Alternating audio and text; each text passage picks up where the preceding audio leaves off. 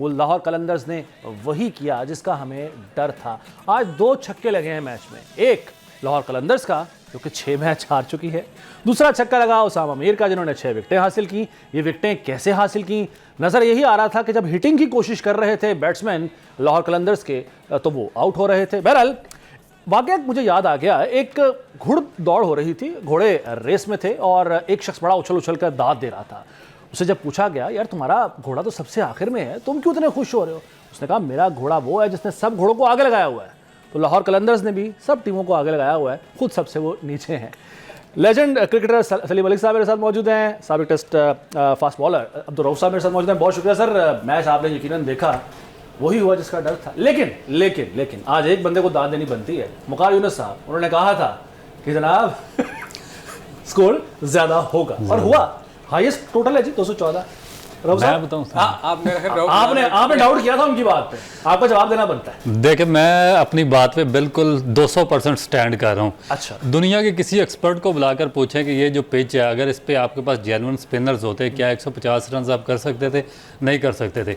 अब दूसरी तरफ देखें कि जो एक तो हमारे जो एक्सपर्ट थे वकार यूनुस साहब, उन्होंने ये बात की पिच रीड करके कि हाई स्कोरिंग मैच होगा, जबकि पिच किसी सूरत भी हाई स्कोरिंग मैच वाली नहीं थी। अगर आपके पास अच्छे स्पिनर्स होते, स्लो बॉलर्स को पिच मदद कर रही थी और 160 रन करना भी यहाँ पर बहुत ज़्यादा मुश्किल हो जाता। अच्छा। मगर दाद देनी चाहिए लाहौर कलंदर की मैनेजमेंट की कि जो जिन्होंने वकार यूनुस की बात को 10,000% दुरुस्त साबित करके दिखाया, क्योंकि वो भी वही उनके पार्टनर थे, fast bowling partner Raqib Javed, जो कि लाहौर कलंदर की टीम को चला रहे हैं। और उन्होंने ऐसी बेमिसाल टीम मुंतखब की इस पिच को देखकर कि जिसने मुल्तान जैसी टीम से 214 रन इस पिच पर करवा दिए। एक ऐसी पिच जो स्लो बॉलर्स को सपोर्ट करती थी, जो स्पिन बॉलर्स को सपोर्ट करती थी, वहाँ पे फास्ट बॉलर से बॉलिंग करवाई। और इनके जो स्पिनर्स हैं, लिंडे यानी कि जिनको साउथ अफ्रीका से स्पेशली बुलाया गया रिप्लेसमेंट पे उसकी राशिद की, उससे 2 ओवर करवाए इन्होंने। और उसके बाद जो दूसरा सलमान फयाज स्पिनर खिलाया, उससे 1 ओवर करवाया। अब आप इनका देख लें कि इनकी स्ट्रेटजी देखें और इनकी गेम प्लान देखें कि कैसी पिच जो स्पिनर्स को सूट कर रही है, उस पर आपने स्पिनर से 2 ओवर करवाए। तो उसके बाद फिर रिजल्ट यही आना था जो आया था।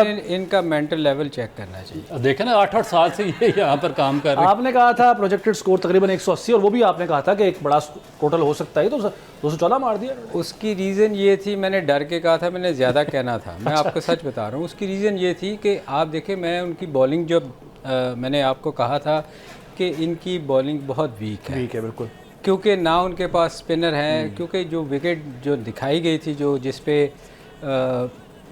वकार ने कहा था स्कोर बहुत होगा जो भी होगा। अच्छा। मगर बात यह है कि वो उस विकेट को पिच को देखते हुए नज़र आ रहा था कि तीसरा मैच है इस पिच पे, तो डेफिनेटली स्पिन को हेल्प करनी वो होना ही होना था। क्योंकि वो जब आप स्पाइक्स लगते हैं, एक विकेट पे आप 3 दिन मैच खेलते हैं, तो विकेट का ना चाहते हुए भी उस पर टर्न आता है। स्पिन को हेल्प करना था और हमें नजर आया भी है कि हेल्प किया है मुल्तान सुल्तान के बॉलर्स को। लेकिन सर जैसे कि अभी रऊफ भाई भी कह रहे थे, सलमान फयाज को लाए आप टीम में, 1 ओवर करवाया, 11 रन उसको पड़े, ठीक है अपनी जगह पर, 1 ओवर करवा के आपने साइड पे कर दिया। लिंडे से भी आपने सिर्फ 2 ओवर्स करवाए, 25 स्कोर उसको पड़ा।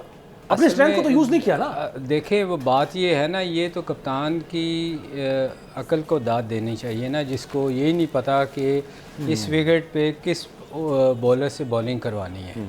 मैंने बार बार आपसे कहा था कि ये मैच एक ही सूरत में जीत सकते हैं कि इनकी बॉलिंग को जितना भी पड़ जाए, बैटिंग इनकी जितवाएगी।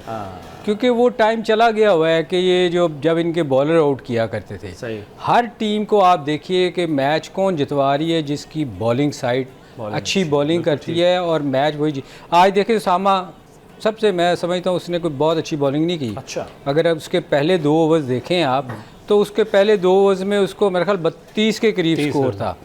और उसके बाद और उसने कोई एक्स्ट्रा ऑर्डिनरी बॉलिंग नहीं की, पाँव में बॉल फेंक रहा था। मगर चूंकि पैनिक बटन उनका दबा हुआ था कि हमने चेज़ करना है, हिट आउट किया और उसको उसमें विकेटें मिली, हालांकि कैचेस भी गिरे। मगर बात यह है कि इस टूर्नामेंट में हम वही टीम जीतेगी, कोई भी टीम ले लें, वो हमेशा बॉलिंग साइड मैच जितवाती है। आप तो एक टारगेट सेट करके देते हैं, आपकी बॉलिंग अच्छी नहीं होती तो आप जो मर्ज़ी कर लें, आप जितना मर्ज़ी बड़ा स्कोर कर लें।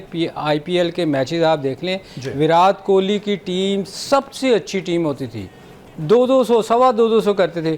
चूँकि उनकी बॉलिंग नहीं होती थी तो वो मैच हारते थे। तो यही हाल लाहौर कलंदर का हुआ है।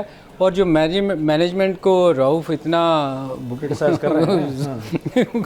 को अभी उन्होंने बहुत कम किया है, अभी आगे बारी आ रही है लिहाज उनकी।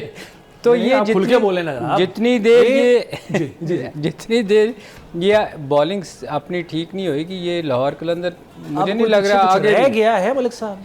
अब तो खैर 6 मैच तो वो हार गए हैं। अब तो खैर वो लाहौर कलंदर की धमाल ही रह गई है, बाकी तो कुछ नहीं है। मैच नहीं रह गया, सिर्फ धमाल रह गई है। मैच अब तो कोई चांस ही नहीं है जी कोई चांस आपको? देखिए मेरा ख्याल है कि कोई चांस नहीं है। और बेसिकली जो आपने बात की क्रिटिसाइज इसलिए बनता है कि मैंने आपसे पहले भी बात की कि ये फ्यूडल सिस्टम यहाँ पर नहीं चलना चाहिए। अगर आप इस तरीके से फ्यूडल सिस्टम के तहत सिस्टम चलाएंगे ना, तो कोई सिस्टम आपका नहीं चलेगा, कोई आपका इदारा फ्लोरिश नहीं करेगा। आपका जो बड़े से बड़ा ब्रांड जिसको आप बनाने जा रहे हैं बिग बैश या IPL के मुकाबले में, वो भी बैठता जाएगा। आप अपने देखें ना कि ये क्या कर रहे हैं कि आप ये प्रोफेशनल इदारे हैं, इनको प्रोफेशनल लोगों को हायर करना चाहिए। ये नहीं हो सकता कि 9 आपके एडिशंस हो रहे हैं और 9वें एडिशन में ना आप कोयटा ग्लैडिएटर की देखें, उन्होंने बिल्कुल बेकार सारा सिस्टम पीछे किया और वही उनकी मैनेजमेंट चाह रही है। लाहौर कलंदर की वही मैनेजमेंट चाह रही है, इस्लामाबाद कराची की और पेशावर की वही मैनेजमेंट चाह रही है। एक सिंगल आप चेंज नहीं करते। तो नहीं, गलतियों से यार इतना बड़ा कंट्री है आपकी, 70 साल से सिस्टम चल रहा है, बेशुमार आपके